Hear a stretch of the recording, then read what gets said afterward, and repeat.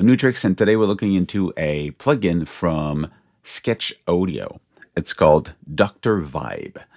It's actually a distortion, but also, I would say a color texture changer for your sound. You can have a vinyl sound, so having all the noises of playing back from vinyl. You have all the quirks and tonality that you would get from converters, early analog to digital converters and digital to analog converters, so ADC or ADAC, and I would say some type of compressor limiter on top of that. Let's just go in, play it, listen to it, see if you like it.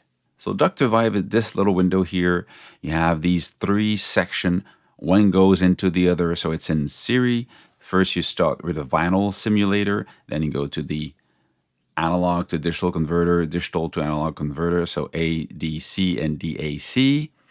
And then after that, you go into the mix slammer, which is basically a limiter on the mix out of this effect. You've got your preset on the side, a couple of them, not too much, but enough to understand how it works. You also have a choice of quality, high and standard. So I'm going to put it at high. It's going to take more CPU, but it's better to actually listen and hear what it sounds like. It's for the iPad and the iOS, if I'm not iPhone also. This is a iPad M1 Pro, but the first generation of the M1. So just to understand how demanding it can be or not. In this case, I have no problem with it. So I've got this window here. I'm going to turn it on. It's actually... So let's turn off the other one. Just keep the vinyl simulator.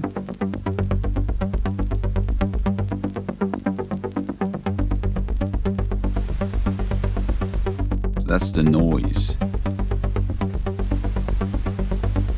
So see that the information on the bottom here is for this one's the bandwidth, the noise, the crackling. Okay, the needle,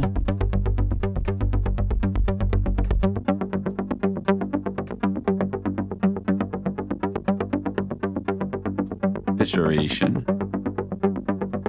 means that your vinyl table is not running at proper speed. The wow and flutter, none of it.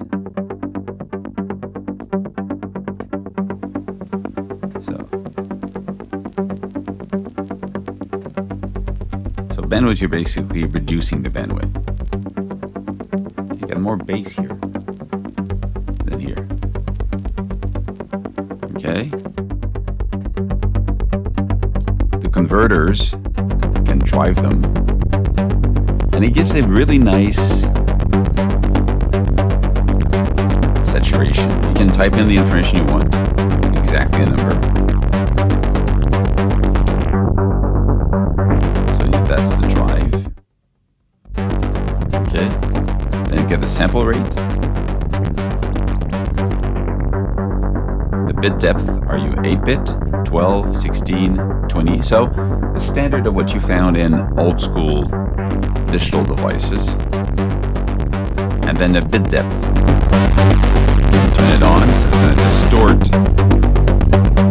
So you can bring down the drive, but then drive the output, or you can drive the input.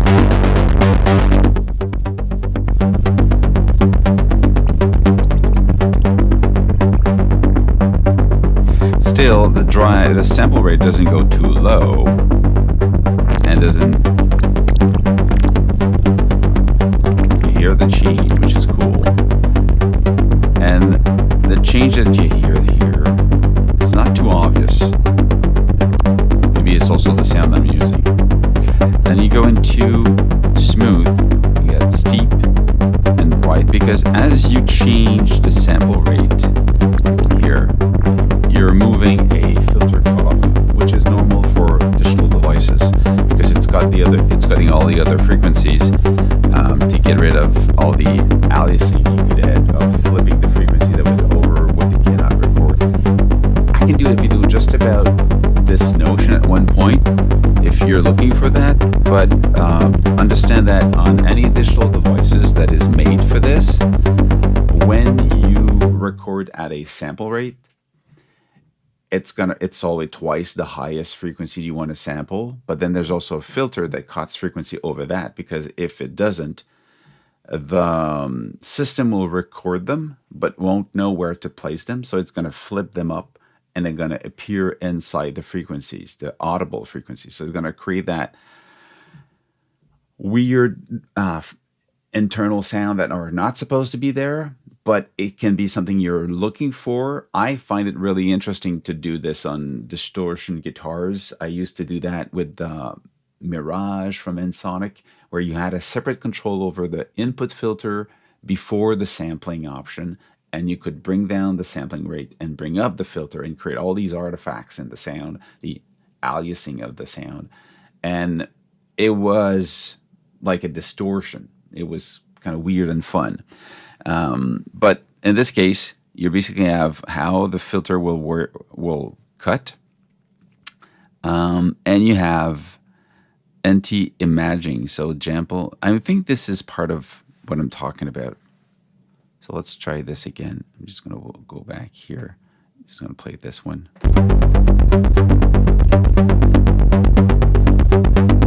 You see, there's no anti-aliasing filter. So that's everything. So you hear that frequency.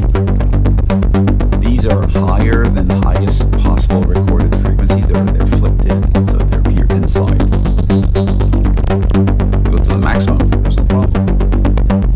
But if you bring it here and then you go, I'm going to use a filter, so it's cutting frequencies before or very, and that's the.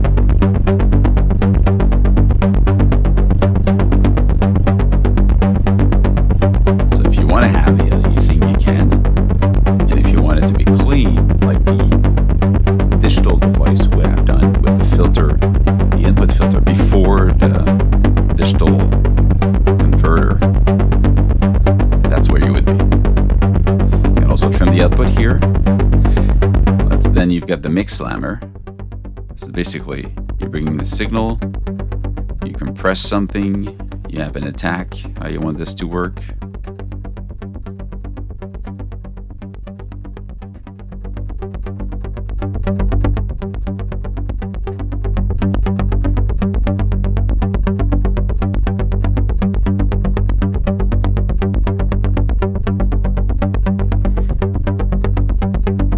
Listen to some of the presets. They go like this.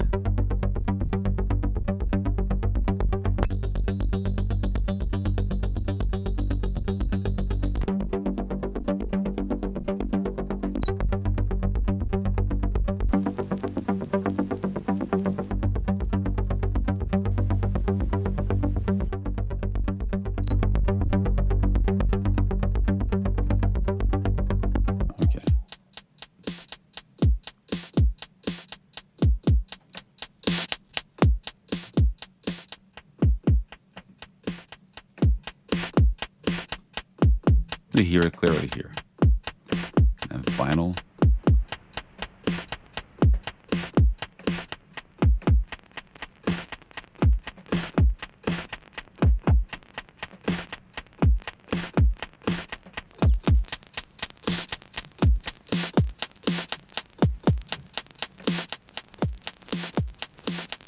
So you hear that amount of the input. Bring that out. You hear a slamming. And then you can control the release of it. You hear it clearly here.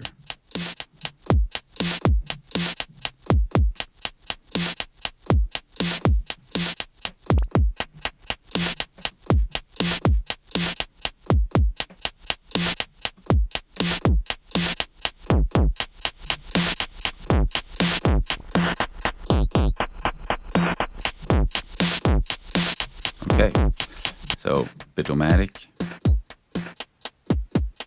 bright fuzz.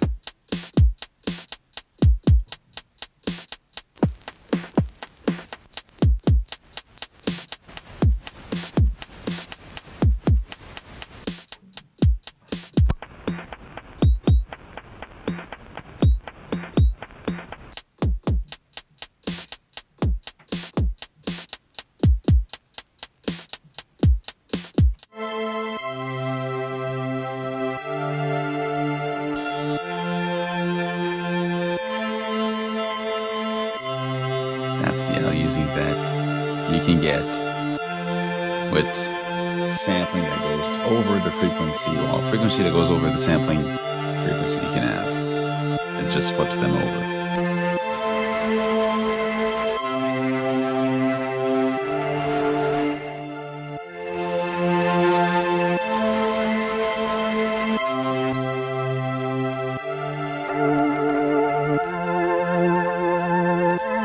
That's a cool one for a scent. You get that little shimmering in it.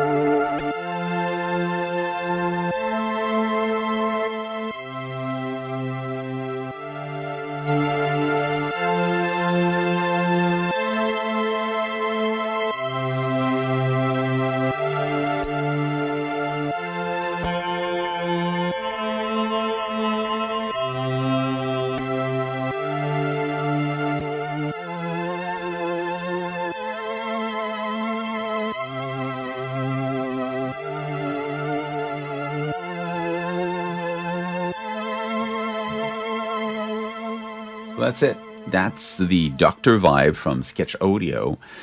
Digital distortion unit. It's a vinyl emulator, so you can have these noises from the vinyl, and you've got that old school slammer type of the SP303 type of mix slammer, the compressor limiter at the end. So it can work on different things, as you said. As we played, it can be on drums, it can be on pianos, you can create that lo-fi sound, that old school digital sound. No, it's versatile, it's simple, 3 options, and it works on iOS. And guess what? Sketch Audio also have this as a wrapper. So they're offering a free wrapper on their website, so you can use the same plugin for the iOS, the iPad, but works on Mac and as a VST3. I haven't tested it out yet, but promised to be interesting. So if you're interested, check it out. Stay safe, make more music, and see you soon. Cheers.